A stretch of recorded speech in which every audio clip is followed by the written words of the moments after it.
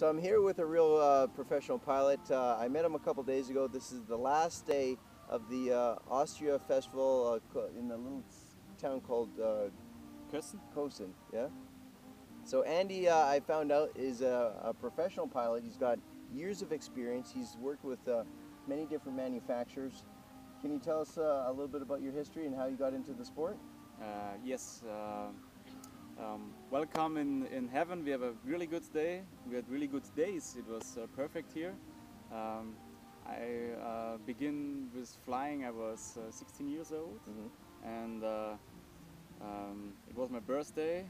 And a friend of me is coming with a very old package of a paraglider. I said, "Okay, it's for you." And I go up to the hills and want to see this. And yeah, I taste it and stand on the mountain and I run. Yeah, that's how it all started. Whoops! I'm flying. Yeah. And this was my starting. And so that was when you were 16? Yes, I was 16 years old. So how many years have you been flying since?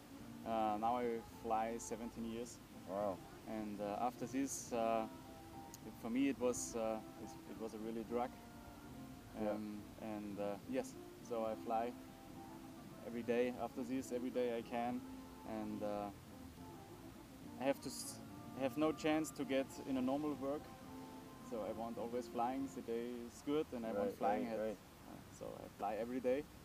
And 2002, one big importer from two big brands from gin and ozone for Austria and Germany is coming and asked me to work for him.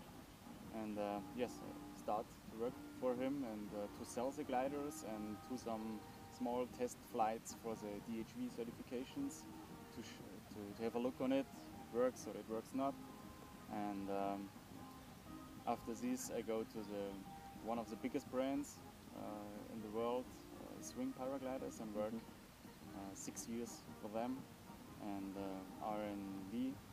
And yes, we do a lot of funny things. And now I think I found for me the best manufacturer. So the handling is great, the people are really good, and yeah, for me it's Mac Para. I think it's for me a really good way. Right on. Yes, for sure. So I mean, for people that are watching this video and they're just getting into the sport, what sort of recommendations would you give them if they're just starting out into paragliding? In terms of how to choose, a good, safe paraglider. First, go to school. Not as I go in the mountains and test it. So first, go to school to get proper instruction. Yes, good instructor and have fun and take a ENA glider like this. Begin with these gliders, and so start with perhaps when you are sporting man, you take the Muse. When you're not a really sporting man, so it's no problem, you can fly, you take the Progress. So it's slowlier. Mac Para had all what you need to begin. Right. And yes, it's a really good manufacturer, and you can have fun a lot of years with your first glider. Right. Okay. And how does the manufacturers differ? I mean, there's so many choices out there. You've worked with different manufacturers. How does one choose which manufacturer to support? Important for me are three things. The first thing is how is the constructor and the designer, and is the designer still flying? We had a lot of manufacturers where the constructor are not flying. The next thing is it is her own factory and stitch it herself, or you have to send your dates to China or to Korea, and they stitch it, and so you have always long turns to get a new prototype. So you are very slowly, and so this is the next important thing. And the next thing is what's the manufacturer want? To build crazy gliders, to build very safe gliders, and take a good material. And this package for me is really important to see is it a good manufacturer or not. Okay. And you think Mac Para fits all those? Mac Para fits all those. It's really good. Peter is flying. Is a very good pilot. Yes. And he know everything about it. He grows up with the scene. Yeah. And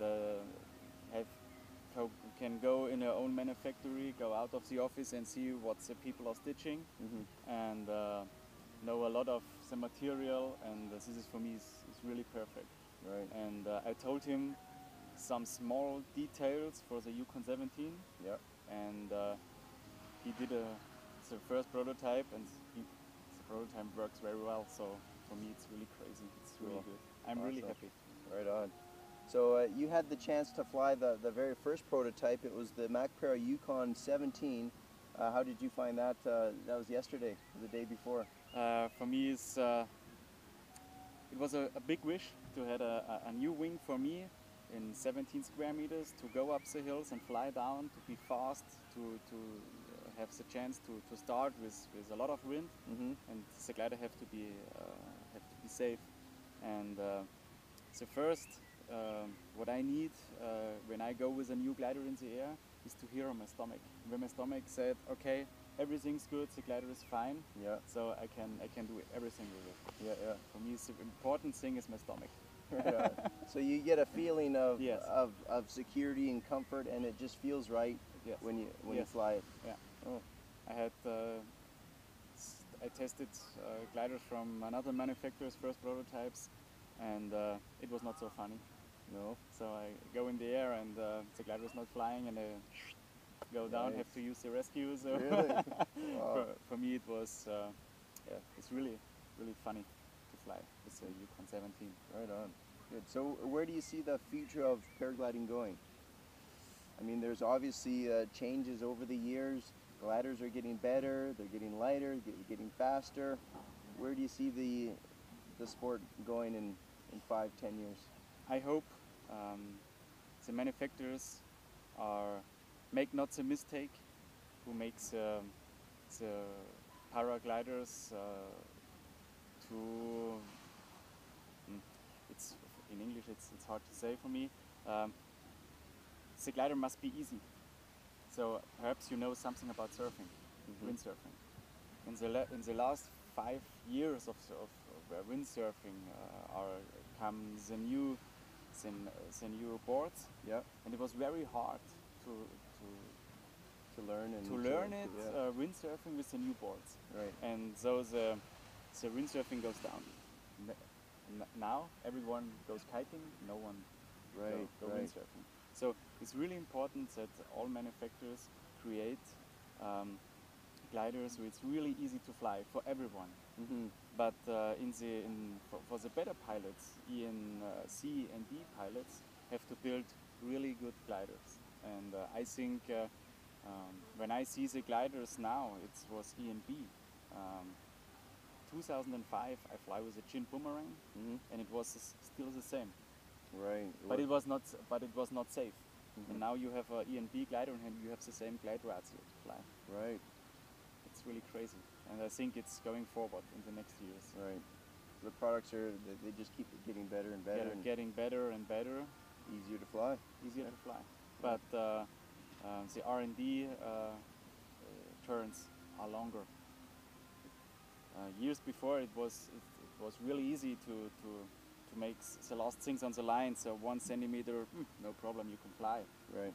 And now you have to see, okay, 3 or 4 millimeters. You have to fix it when you do the new things on the brakes or on the glider. And these are really changing. It's paraglider is a really technical thing. Right. And with Peter's experience, because he's been in the business for so long, he can make those fine adjustments to make the glider just right. Yes, for sure. I'm really sure. And for me, is Elias, for me, it's really important to see when the glider is coming, and you have it here, and you pump it up, and you see, okay, everything is okay, and you can go in the air. So I trust Peter, and when he sent me a glider, I have no problem to go with the first prototype. I go up and fly down. Awesome. trusting. Cool. So there you have it. This is Andy from Austria. He's been flying well over 17 years. He's a professional pilot. He flies everything from the extra small to the cross country. He's in the mountains. He's flying lots. He knows what he's talking about. Thanks so much, Andy, for giving us the inside scoop and supporting Mac Para, and we look forward to keeping you on great gear. Okay, thanks. Awesome. Have fun with Mac Para. All right.